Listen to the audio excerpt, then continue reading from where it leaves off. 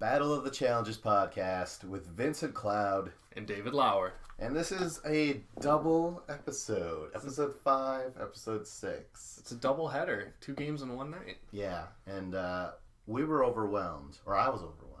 I was just like, just on a, podcasting point of view, I'm like, how am I going to do 2 fucking episodes in a row? Yeah, we got a lot of stuff to go over. Producers, they're just like, hey, enjoy these 2 episodes. I personally feel, just throwing it out there, that they could have done this when Tony fell down, and then remember? Yeah, that probably would have been a better conjoining episode. Because these episodes aren't really connected in any kind of narrative way, only through maybe how Nani is just like, know your role, and then she knows her role in the next episode, you know what I mean? So maybe that's the connective tissue, but... This was Nani's main event. Like, she has stuff going on in both episodes. Oh, shit. This was her feature. Like, the episode before, it was a lot of Anissa, and this we get more Anissa.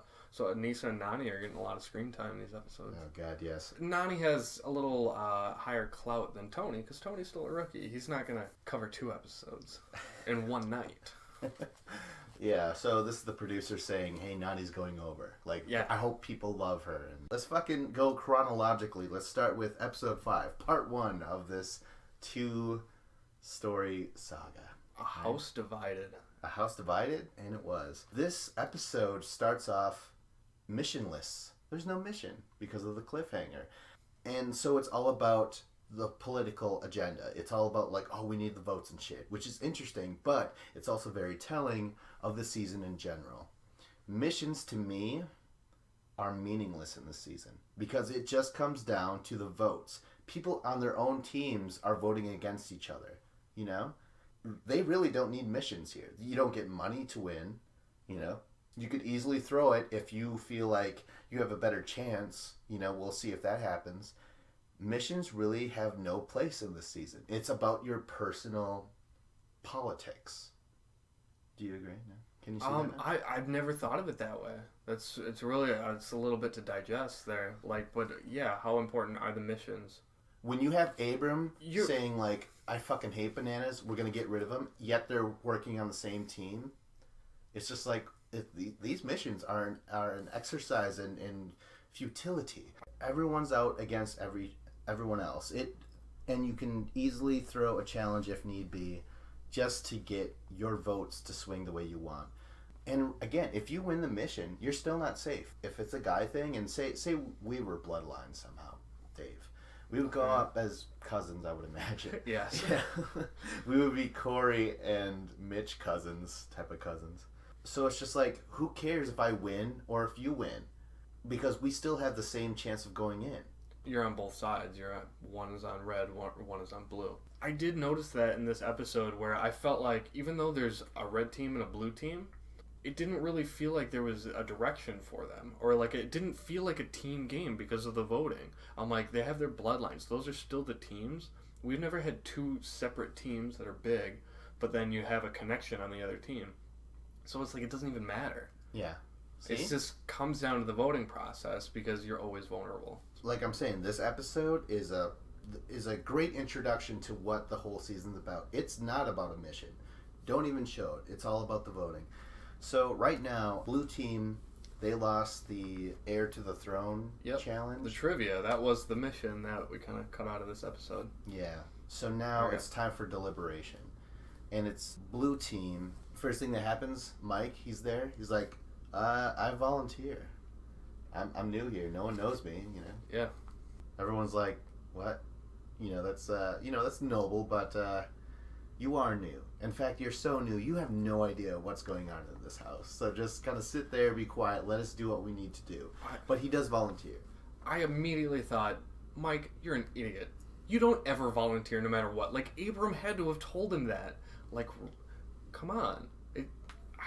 Why would you never volunteer yourself?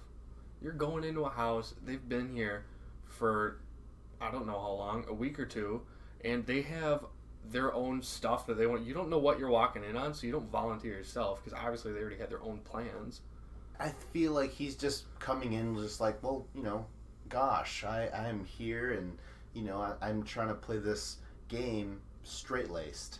Because when he tells Abram, he's like, well, I volunteered. Abram's not just like, oh my god, you I know. fucking lunkhead. No, he's not. I was because... surprised at Abrams' reaction. I'm like, wow, he didn't do anything. He just like, oh, okay.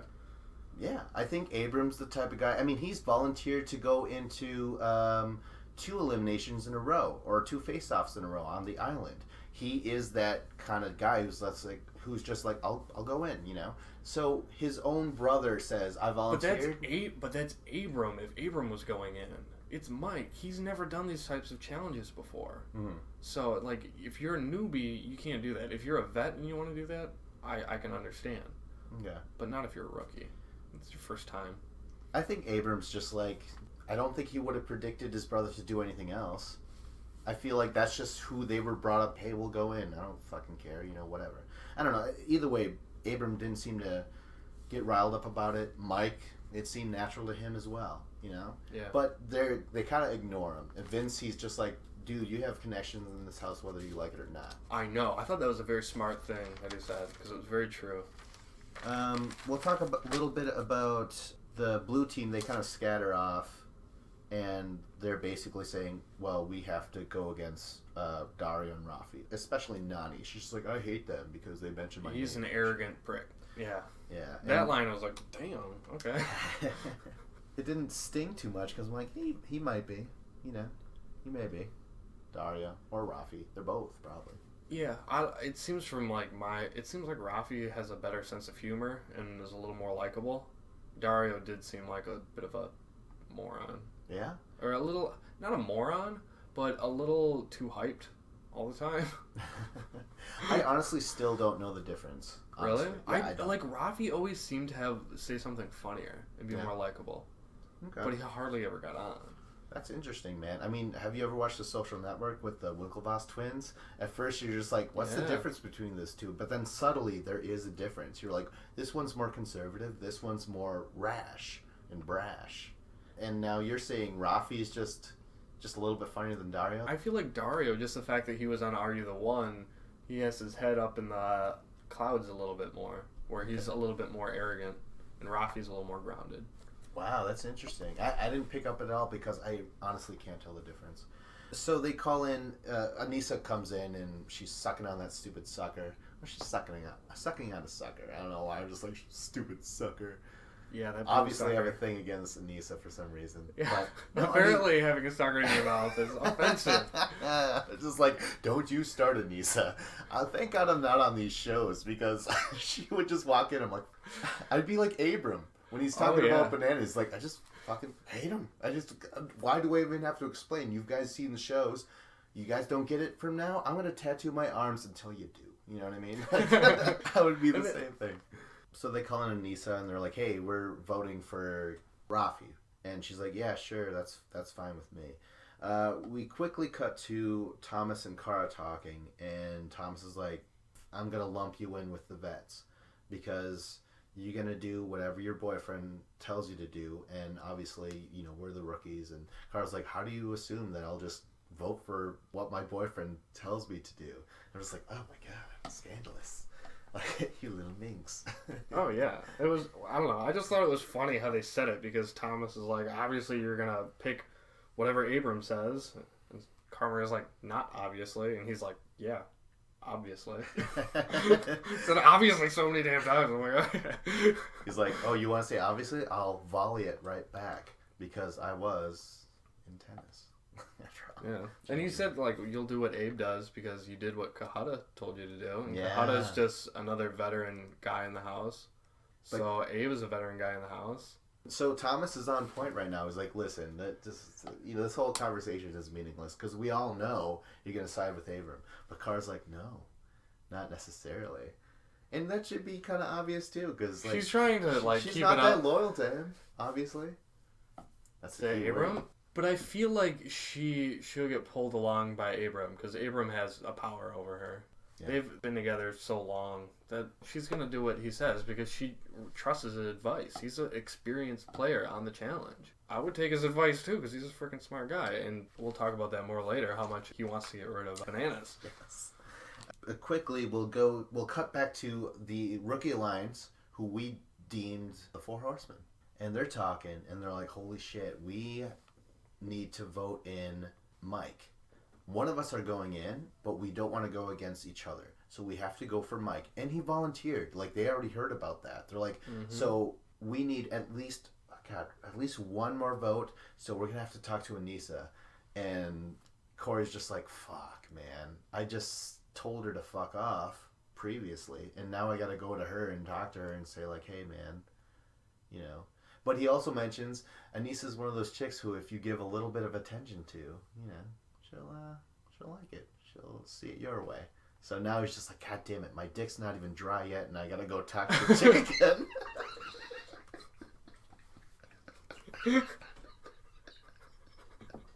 Oh my god. So he's got. I have nothing.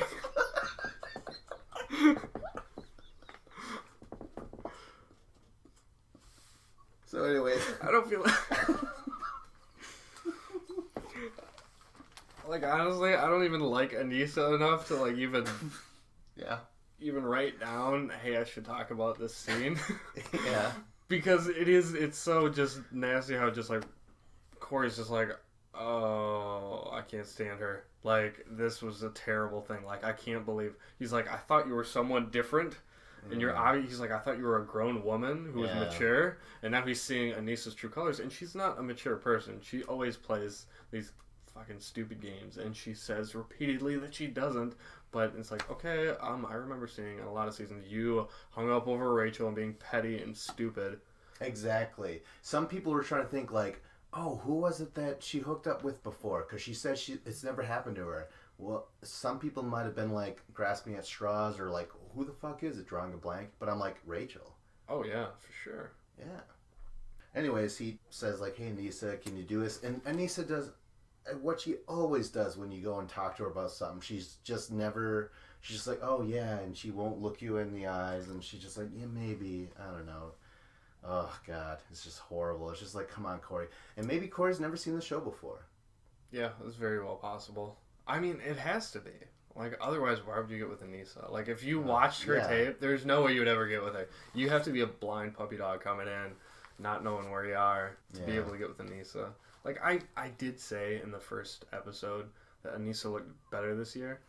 And it's like, I don't know. Maybe it's her hairstylist, but that other than that, like, she's not really that good looking. I've seen over like the last 3 episodes. I've been like, I'm gonna like kind of recant my previous statement about how good looking she is this season. Well, I mean, let's not be incredibly cruel and just judge her by her looks. It's not her looks necessarily. It's just her personality, which is just flip floppy. Oh yeah. She's not very good with the missions. She's not very good politically. Like, she keeps on saying like, I'm only in it for me. Like, she seems very abrasive to me. Yeah. Anytime you try and talk to her, she's just like, She'll show us some more. I mean, when she's at the bar, just what kind of a person we're dealing with. But exactly. Let's get to the deliberation, the actual deliberation of the Blue. Like, they finally get back together, and it's Blue's vote first. Like, basically, the plan is to vote in Mike, who volunteered previously, and it comes down to Anissa. What does she do? No shit. Votes for fucking Rafi, you know? I don't know. I wasn't surprised at all. I was just... And of course, Corey's saying, like, your true colors, once again. I was just like, enough with the colors. Like, it's so obvious who she is and shit. Well, it was stupid of them. Like, she is not obligated to just... They knew that she was probably going to vote with the other vets, because she's a vet. And they're trying to, like, hey, maybe come along and do it. And she's not going to tell them no straight out. And it's like, you'll decide when you go to vote or before that. Yeah. And she owed them nothing. Like, the rookies? Yeah. Yeah. She made the right move by voting the way she did. Yeah? Yeah. All right. There's no reason she should just go over to the rookie side. No, you have better protection when you're... Because if you go with the rookies, you're immediately pegged, like, the lowest rank in that lowest team. Of the low. So if the team ever has to get rid of one of their own, you'll be sacrificed. She goes for Rafi. Kellyanne says, you do whatever they tell you. And Denise is like, shut up, Kellyanne, and stuff like that. So the seeds are getting planted. They were both annoying there. Like, I didn't like how Kellyanne came off, and I didn't like how Anissa came off. They both just kind of like, I just kind of shook my head at them. I'm like, I'm disappointed in both of you. Yeah, and remember they were having that moment earlier where they were just both lying there talking about their respective relationships and stuff. Oh, that's true. And I guess that would piss Kellyanne off because she is involved with, was it Rafi or Dario? Dario. Yeah, alright. Apparently he was the one He for was. Kellyanne. And Rafi was the number 2 little shithead. Now that Anissa switched her vote and voted for Rafi instead, Mike doesn't volunteer again. He's like, no. Oh, well, I guess I'll go for Rafi and stuff. So now Rafi has to go in. Yeah. I mean, I guess they were counting on Anissa and counting on Mike to do things that really small percent chance that they would have. Yeah, because Mike, he obviously did get talked to by Abram to be like, hey, vote for them. We're going to try and get rid of those Rafi. That's the smart thing to do because it's getting rid of serious competitors in this game. Rafi is officially voted in, so he's up there, and now it's Red's turn. Basically, just Nani votes in. What does she do? Votes in Mitch, but she's also talking shit to Dario, saying like, "No, you're all. No, you're all. No, you're all." She said that how many fucking times where I'm just like, come up with a better comeback. And it was not just this episode, it was previous episodes. She said, "No, you're all." I think it was the first episode. She was saying, "No, you're all." Yeah, exactly. And that first fight when it was like, who was it? Camilla's bloodline was getting talked to by Tony. Tony, yep, she said that with Tony. Tony. And then Nani got in there, and then it was, "No, you're all." Yeah. And she's like, I was so proud of that line. Bringing it back. Yeah, and it's copyright infringement on The Rock. The Rock always said, "Know your role." Should he have just smelt the air? If you smell what The Rock. Yeah, that's a little bit more specific. So that's why, either way, she's a Rock fan. So I guess you got to give it to Nani for that point, right? I guess. But I don't even know that she knows she's ripping it off from him. To her, it's just some snotty thing she can say. Exactly. I mentioned earlier how she's like a veteran now, and what's worse about it is that not only is she's a little bit more comfortable on camera now, which is a good thing, yet now she's just like, I'm a vet now. I do the Nani, the smoke dance and shit like that. Oh yeah, the smoke dance. Basically, she's just always trying to get at people. She's always trying to start something, and if there's any time she can get catty with someone, whether it's Anissa or Rafi or just Bananas, any person she can find a reason to get sassy with them, she'll get sassy with them. Yeah, and I might respect that if she actually had things that she could say, like a multitude, like an array of weapons, of words to say, like Coral does. She could just come up with all this shit. Nani, no, you're all. No, you're all. No, you're all. I'm like, boring. It's only good the first time, Nani, and you brought it back for this episode and you repeated yourself. But then Rafi came back with an awesome zinger. He's like, was it Rafi? Yeah. He is the funny one. He is the funnier one then. Rafi's wait, was it Dario? I don't, God damn it. I just assumed it was Rafi because it was something funny said. He's like, your role is on Johnny's lap. Boom. Yeah. Oh, shit. Because that was amazing. They're both on the blue team. Nani, Jamie, Vince, Anissa, Stephen, Kellyanne, Mike, Mitch, Jenna, and Rafi are all on the blue team. So it was Rafi, the funnier one. Your only role is on Banana's lap, which is amazing. Yes. So true. I love this line. It was so good. Yeah.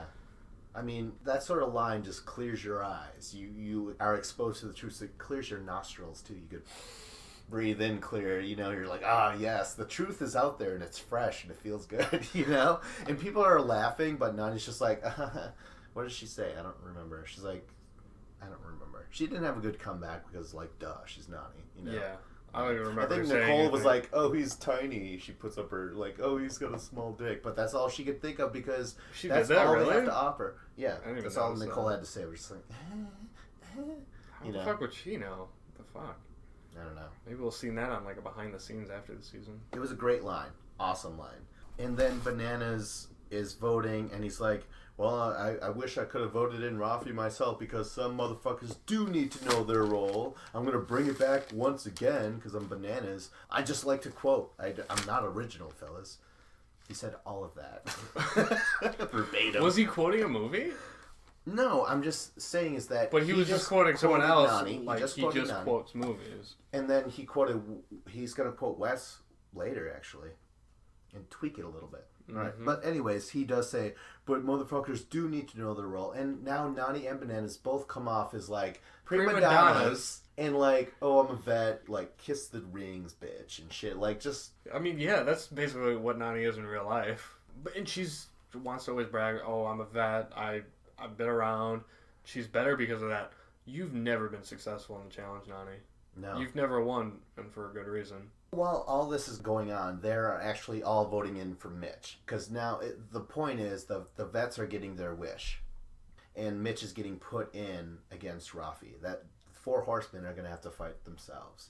But it's great because when it gets to Anthony, he's like, I vote for Mitch because I don't know what Mike is capable of, and I want Rafi here. And Mitch is like, oh, so you want me out of here? I still don't even understand Anthony's reason. It was so wordy. Yeah, well, he was just saying, like, I want Rafi to stay here. I'm not going to put him against Mike because I don't know if he's good or bad, but I know Mitch is bad. That's basically what he said. That's why Mitch got pissed. He's like, oh, so you want me out of here? Because he said, I want Rafi here. He wants to get rid of Mitch, and it was really funny. I enjoyed that line by Mitch. I loved how Mitch got pissed. It was awesome. But another thing to realize is that Anthony didn't vote with Kellyanne. He's not voting Mike, which is what Kellyanne wanted. He's voting in Mitch to save Dario and Rafi. So in a complicated way, Anthony and Kellyanne want Dario and Rafi to stay, but in totally different ways. Yeah, and it's weird to have Bloodlines kind of voting opposite of each other. It's very bad.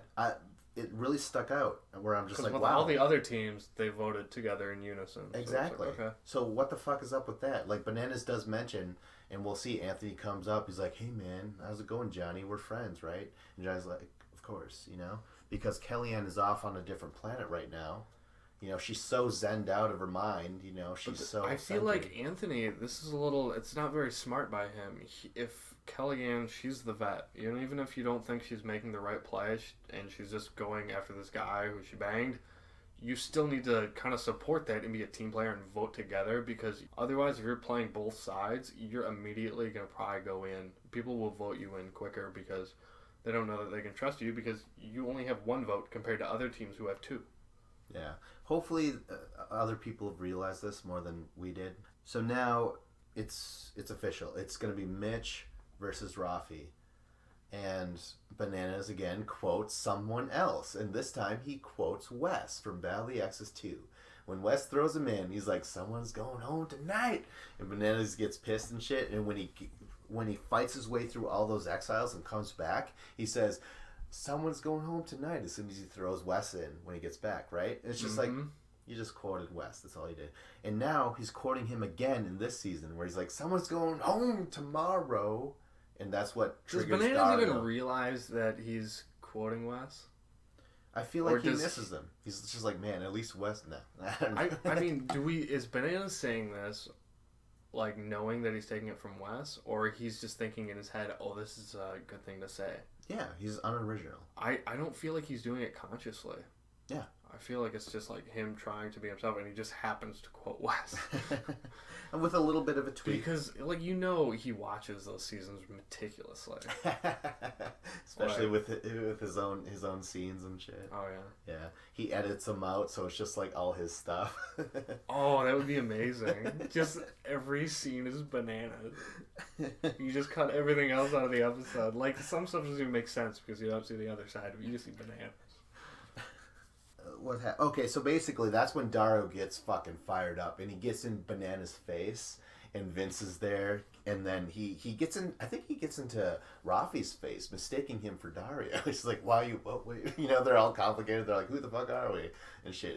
It's like a house of mirrors in a way, but it's an argument. They're yelling at each other. And of course, Nani's screaming down from the stairway, just like, fuck you, Dario, or Rafi, whoever the fuck, Oh my god. Yeah, she needed to get involved again and yell at her nemesis. Yeah. Even though it was between Bananas, and that was someone separate from you. So now... they even cut to TJ in the middle of all that with like a stupid face, and I was like, oh my gosh. Stupid face. It just made me shake my head. I don't know. I just thought it was funny because we don't always see a lot of reaction from TJ on stuff. Yeah. In some episodes, you only get like 1 or 2 shots of like, because he doesn't really get to say his point of view on stuff. Well, when he does, it's incredibly awkward. Yeah, when he does, it's a little over the top and it's weird. It happens so few and far between. But that's probably a good thing. Because I probably don't really want more of what TJ has to say. Stick to your bike, dude. Don't quit your day job. Oh, can I include the part when Dario's walking up the stairs, taking off his mic, and he fucking says in Spanish, they will pay for this. I was like, holy shit, they really turned heel in this episode. Or not heel. They turned face. I hated him before. I loved him this time because they're against Bananas and Vince right now, you know, and Nani. So now they're cool. And they're speaking in their own fucking language, which we never fucking see on this I never knew he could speak Spanish until that happened. I never knew he was Spanish. Oh, he is? Dominican Republic? Really? Republic? Banana Republic? No, they hate bananas. That incorporates... No, douchey. Yeah, it all incorporates all races, really. Whoever wears that shit. Right? Banana Republic? Never shop there. So anyway, I just love that. He said that shit in Spanish. I wish I could actually quote his actual, language, but I can't. So then we cut perfectly to Anissa literally sitting on Banana's lap, knowing her role.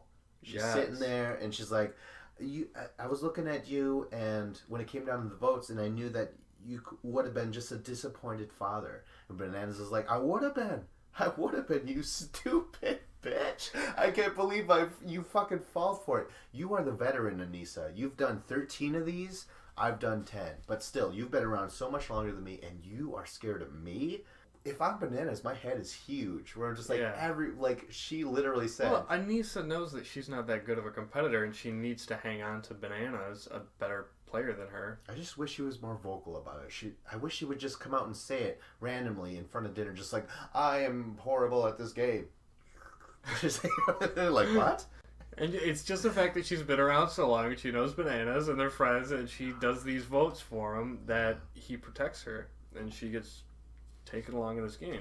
Because if you're going to vote in a person you think you can beat, Anissa, I would always want to go against Anissa. I mean, she decided to go with Bananas in that whole veteran side, yet she could have went for the Four Horsemen, who, as far as she can tell, aren't going to try and fuck her over like Bananas will. I mean, and Bananas is nearly unbeatable. Why help him? That's what I don't understand. Why help him?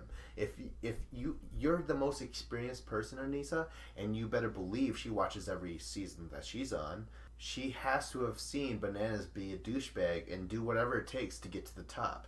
She's seen countless people serve him just so he could step over him to win. Screwed over, screwed over by him. So, yeah, she knows her role. Banana's lap is what I'm trying to say. Yeah. Wow. I did not make this epic, profound observation from that scene, but yeah, it was her knowing her role. She voted his way because she knows that she's not that good at this game and she has to tag along. So let's cut to a little scene where Bananas is with Nicole and Nani, and especially Nicole's real face. Yes. We finally see her take off. She's like Darth Vader in Return of the Jedi. She's just like, let me look at you with my own eyes, and she takes off her contact eyebrows. Yeah. Ding, ding, ding, ding. It was crazy seeing her without makeup. Yeah. Totally I honestly, from every scene we've seen so far this season, I've always felt like she has weird eyebrows and weird eyelashes that are way too long, and she has way too dark a lipstick, and her whole face is painted on. Fake contacts, eye contacts. Yeah, Roman Reigns blue contacts. A lot of contouring as in the makeup world. To make her face look a little bit more sharper, a little bit more symmetrical and stuff. But once that's all taken away, her face is a completely different shape. Her skeletal structure, her skull is a totally different shape than what it looks like when she applies all this makeup. She was very round without the makeup on, but then she was a lot more angular. I never noticed that until you said it, but that is kind of true. Yeah, Ugh. I don't know. Like, I've always kind of like digged on her and kind of like, you know, do some makeup shaming on her. Be like, don't wear so much makeup. Seeing her without the makeup, I'm like, I can see why she wears makeup. Like, I'm sorry, but like her eyebrows are so damn plucked. Like, don't just stop picking at your damn eyebrows. It's never gonna heal if you don't stop picking. Yeah, it's like a dog who has a wound and it's like keeps licking at itself. It's like, stop doing that. You're gonna lose hair in that spot. You gotta lay off the eyebrows. And like, there's no way her real eyebrows can be that bad. She needs a happy medium. She wears too much makeup, and she wants to wear makeup. She probably needs to wear a little makeup because she doesn't. She doesn't have to, but if she wants to, she needs to don't go full retard. Stay half retard with the makeup. Not to offend anyone, but there's nothing wrong with her face. She just looks like a totally different person. That's true. Yeah, I mean, she actually looks like a cousin of mine. Like, I'm like, I've seen this type of person before, or this person before. But when she's all done up, I don't know, it just kind of sucks. I wish that she could find some sort of happy medium with her makeup. Well, anyways, that whole point is Bananas saying, like, oh, we can't wait till Abram finally finds out about Cara Maria and what she's been doing with Thomas. You know? Yeah, I mean, Abe is gonna find out what happened between Cara Maria and Thomas, so why doesn't Cara Maria just go ahead and tell him? And I'm guessing the way she wants to play it is someone else is gonna tell him, and then she'll just be like, oh, well, why would I tell you? I was just hanging out with someone. Like, we were just friends. What? I have nothing to tell you. That's why she isn't. She's going to play that card, it seems like, right? Oh, right. She's going to be like, oh, nothing happened, so why would I have to tell you that nothing happened? Well, she's a vet, and, like, she has to know that there's some incriminating video out there. She has to. So, is she just kind of saving herself until the episodes are actually aired? Then she's like, oh, by the way, who's, like, Abram, and they're both sitting there, popcorn, having some wine, watching themselves, and it's like, what the fuck is this? I guess that's just what they do. They're just like, because Bananas even talks about this in part 2, we'll get there, where it's just like, when this episode airs and Hannah watches this episode, she's going to be right there with me cuddling, and I'm going to have to explain shit, Like, this is a true concern for a vet. Cara Maria knew she was going to have to talk about this with Abe, but maybe part of it, I also think, is that Abe just got there. And there's like this honeymoon phase where they just got back together because they hadn't seen each other for a few weeks. And then they're all happy to see each other. So she doesn't want to ruin that moment. So she's like, I'm going to tell him, but I want to wait 4 or 5 days and enjoy this bonding before, I'm going to lay down my cards and show you really what was going on. Yeah, if Bananas doesn't get there first. Yes. That's another part too. It's like one of those action movies where there's like a fuse. But neither person can see the other fuse. And you don't know which one's going to go off. Who's going to spill the beans? So now we're at the bar. Basically, Nani and Anise are talking shit about Kellyanne. Anise is just like, Kellyanne's a fake bitch. She's trying to come off as like this very positive person no matter what. And I do yoga and I'm always smiling and I'm giggly and bubbly and a little out there. But Anise is like, she's fake. I know she's not like that. I'll prove it. Give me my drink. She throws it in Kellyanne's face. It was completely childish of Anissa. Yeah. And honestly, I don't think you can call Kellyanne fake because in order for someone to be fake, they kind of have to be, this is going to sound insulting towards Kellyanne, and I don't mean it to be insulting, but you kind of have to be a little deeper to have another side to you so you can be fake. You have to have 2 layers of your personality. Kellyanne, she doesn't ever seem like she has another side. She's just Kellyanne. There's not a whole lot going on. Like, what you see is what you get. I just mean like she isn't super deep in like a way of conniving. I've never gotten that vibe from her of being like fake or conniving. She is who she is. Yeah. She's the skinny yoga chick who's good looking and not too bright, but not stupid because she's a smart girl. She's got her chakras aligned, and to her that's all that matters. And that works for her. Like, the drink's in her face, and yet she's just like, it's fine. It's okay.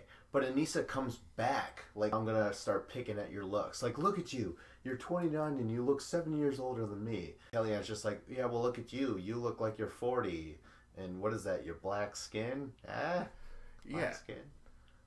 And that's where the night kind of turned a little bit. Mm-hmm, it did. And, like, what happened there is first there was the drink in the face. Then after that, Anissa starts kind of pushing her hair back and like trying to point at wrinkles like by her ear or something. Yeah, botched surgeries.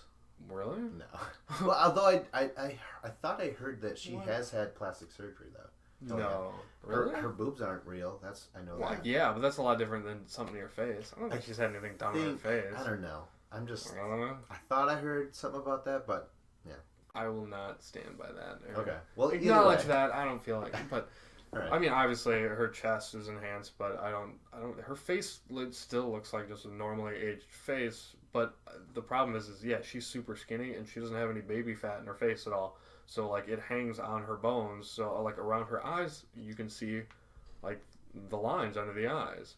And some people, that's just the way your face ages. Some people have that. Yeah. But what is Kellyanne getting at when she's just like, well, look at you. You look 40 and what is that? You're black skinned? Yeah, well, like Kellyanne was just kind of acknowledging, hey, black people, they age a hell of a lot better than white people. Black don't crack. That's what it's called. Like they. But no, wait, if you can, there's a lot of like, you can see like a 20-year-old black guy and he looks the same when he's 45 or 50. Like they don't age. Okay. Poorly. Okay. Well, even if that's true or if it's not, what Kellyanne said was like, "Hey, you look like you're 40." Someone said that Anissa's 31. I actually don't believe that. I think she was 34. Yeah, I think she's way older than that. Either way, Kellyanne says you look like you're 40, way older than me because of your black skin. So that didn't make any sense to me at all. Like I haven't paid attention to how certain races age. I do know that the Asians age super slow sometimes. So let me throw my I feel like Asian people, like I've met guys who are like in their 60s and I seriously thought they're probably like 65. I thought they were 50, like 15 years younger. Yeah. And I feel like black people, Asian people, they seem to age a little better, and I think Kellyanne, that was what she was trying to say.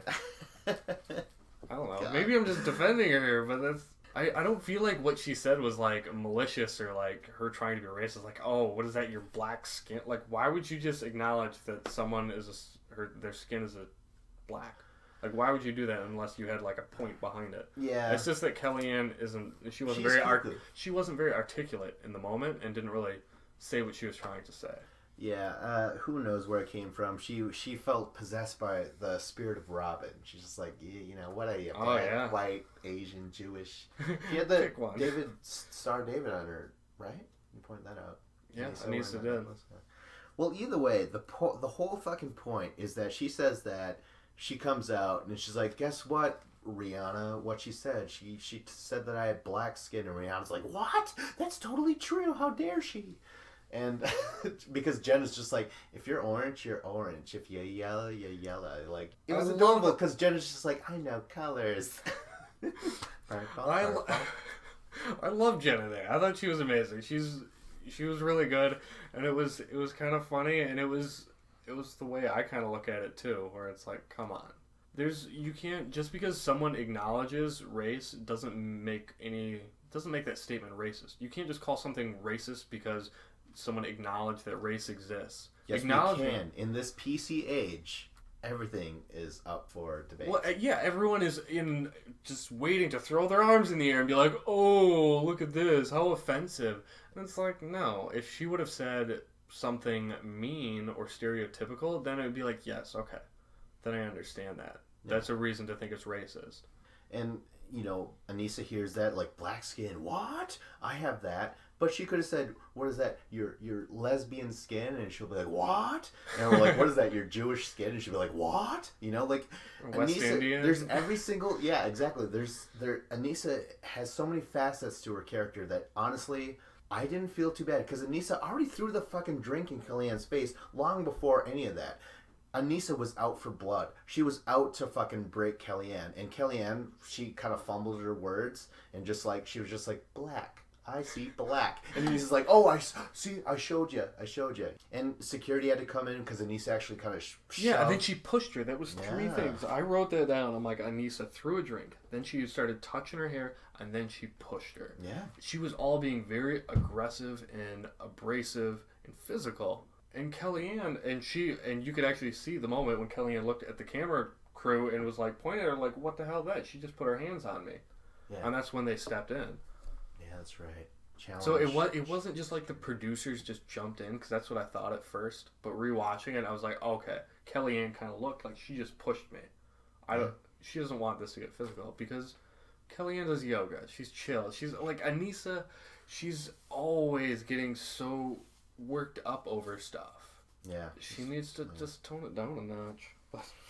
Yeah, they go back and at the house, there's Mitch and Kellyanne. Yeah. Kellyann's just bawling out on the porch. Yeah, she's just like, I called her black. I'm not a racist. I'm not a racist and stuff. She's like carving it in her arms. She's like, I'm not a racist. She's not doing that extreme, but like she's like, you know, eventually Mitch should have been like, who are you trying to convince, Kellyanne? Who are you trying to convince? And can I remind you that I'm in elimination tomorrow? I really need the sleep. Like, you're a fan favorite, right? Who's my fan favorite? And Kellyanne's like, I'm not the fan favorite anymore. I never was. He's like, well, yeah, it was great. Mitch's line, he was in full on guy comforting mode, where he wasn't even making sense to what he was saying. He's like, you're not a racist, you're the fan favorite. It was like, well, just because you're a fan favorite doesn't mean you can't be racist. Like, he's just like trying to appease her in any way he can. Yeah, you know how many fans Trump has? And he's extremely racist. Yeah. It's possible. Young Mitch, but he doesn't know any better. He's young. Alright, so finally, let's get to the pit. And it's, again, Mitch versus Rafi. This one is called My Way or the Highway, which makes absolutely no sense. Yeah. I mean, you're trying to pull them your way.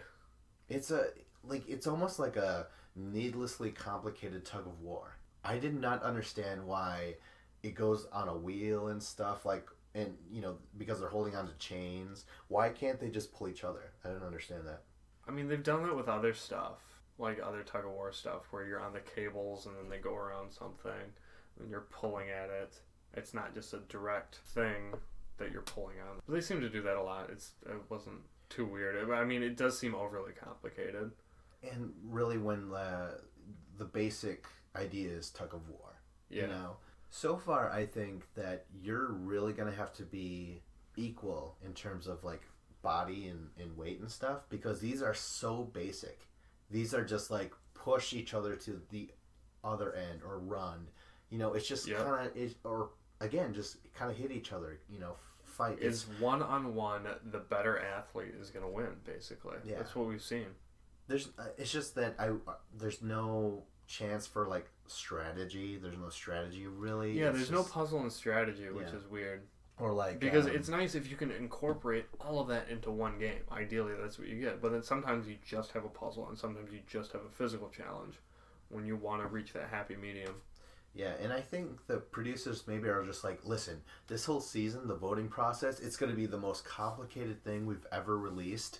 Let's make these missions and these eliminations as simplistic as possible, so that audience are just like, I can, and they fucking, you know, crack open their brains. I mean, I really like the missions this year so far. Like, we'll get into that on the next episode. We'll talk about that mission, and I like that mission. Yeah. I thought it was a lot of fun, and it reminded me of, like, old missions. It did, yeah. But they're like, it's something good because it incorporated teamwork. There's a lot of team elements to those. But definitely once they're in the pit, those eliminations are just so one-on-one, push this, or grab a ball and run back with it. Yeah. It's like production is divided into two. The people working on the missions are like, oh, I envision these people working together, putting their heads literally together to work for the common good.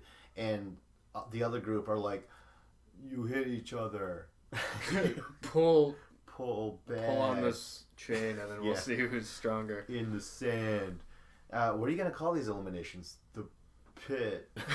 You know, like, it's just like, the what? pit is a super really lame name. It is. I was like, maybe it'll grow on me, and now it just sounds awkward every time they say it. It starts off, and Mitch is actually, they're at a standstill a little bit, but Rafi is, like, basically using his arms. Mitch is using his whole body and his fucking legs, and Dario's like, use your back. Yeah, lift it with your back. What is the number one thing? Anyone who's had a job, who's worked like a warehouse job, they always talk about safety at the workplace. Yeah. Don't lift with your back, lift with your legs. Yeah. Apparently, Rafi and Dario, they might hang out in gyms, but they've never even heard that one. Yeah.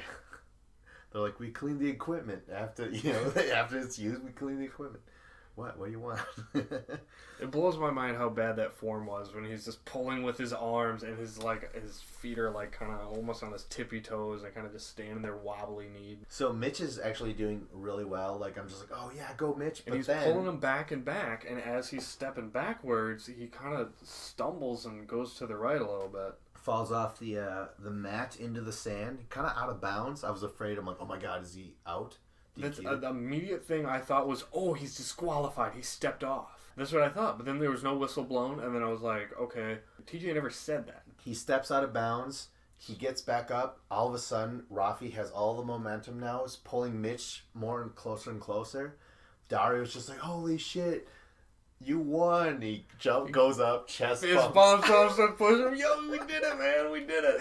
Rafi gets knocked onto the sand, too. So maybe producers like, blow the whistle because he got DQ'd. Oh, wait, Rafi's on the sand, too. So let's just see how this goes. And Rafi's just like, what the fuck? Get off of me. And now Mitch is pulling him. Rafi realizes what's going on. He's, like, pushing Dario away. But at that point, like, he quit tugging on it because he thought it was over. Yeah. Then Mitch just started pulling all that slack. And then before you knew it, there was probably only, like, 3-4 feet of slack left. And that was... It's too late. Yeah, there's these little yellow pieces on the chain that if it went past the line, that's it. And of course, Dario, you got to realize, angles is a huge part of this. As far as you were away from Mitch's side, of course, that little yellow thing will probably look like it because it has to. Yeah, they had like logs kind of that were about maybe like 4 inches in diameter, I would say. And they were blocking the view of where that yellow line or the yellow tape would go over the yellow line. Yeah. So from where he was standing, from the way you can see it on TV, it doesn't look like he'd even be able to see it. You know there would be like 5 or 6 inches of like gray area where you're not going to know. Rafi, turns out he's the funnier one, but Dario, he's just a little bit more aggressive. Mm-hmm. And because he was so mad at Bananas cheering him on, or cheering for Mitch, saying like, he's done, he's tired and shit, you're winning. Dario's so mad. So as soon as he thinks that his brother wins, he's just like, oh shit, and he prematures all over the place. He ruins it. Yeah. Because Rafi's pulled across the line by Mitch. They fucking win. I'm just like, oh, thank God. Although I really didn't want to see either go. I believed in the Four Horsemen. Rafi and the Dario 4 Horsemen are, of course, the Rookie Alliance. Yeah. And now that Dario and Rafi are gone, the Alliance is now the Four Horsemen. They remain the same. Yeah. Funny how that works, because there's actually 6 people in the Four Horsemen. Yeah. We'll just step over that pothole right there and just move on past it. All right, so they're gone. Johnny Bananas, he has a good line. He's like, "You are not the one." When they're leaving the dome, I love that. Yeah. I thought it was funny. I mean, it's all right. I enjoyed it, but it was like just corny Bananas humor. Yeah, nothing special about it, but it was a funny line. It was better than saying nothing. Dario, Rafi, they're gone. They finally got on my good side right before they left. I was like, God damn, that sucks that they're gone. For some reason, I did eventually feel better about them. I think it's just because they got into Bananas and Vince's face. They weren't afraid and they didn't back down from the vets. They were like, hey, let's... And yeah, I enjoyed that part about them. But I did still feel like Dario and Rafi, they seem like heels, and Bananas, he's always a heel to me. I'm like, it was just bad guys versus bad guys for me. I wasn't rooting it for either side. I was just kind of standing back and watching Johnny and Bananas go against the twins. We'll do a little Rivals 3 alert. Apparently, Dario's going to be in Rivals 3. Really? With Nani as his partner? With Nicole. What? To me, I'm just like, it kind of sucks for Dario. I mean, Nicole, I don't have too much faith in her, really. Yeah, she's just like a tiny chick that I don't really feel like could do that great if she had to go into the pit. We never saw her in the pit. So now, I don't know if it's even worth talking about this. We go back to the house. Banana keeps talking shit. He's just saying like, I knew they were such idiots that eventually, given enough rope, they'll eventually hang themselves. You ever hear that line before? I have. Yeah, that's what he does. He just says things that are like tried and true lines, Wow, that's very true.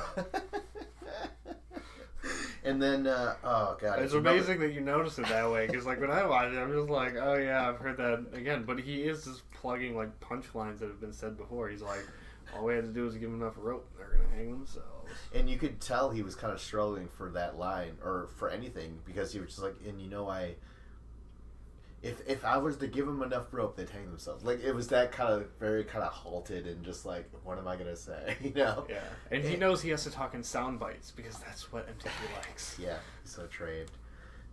Here's another groaner. Corey's talking and arguing with Anissa again.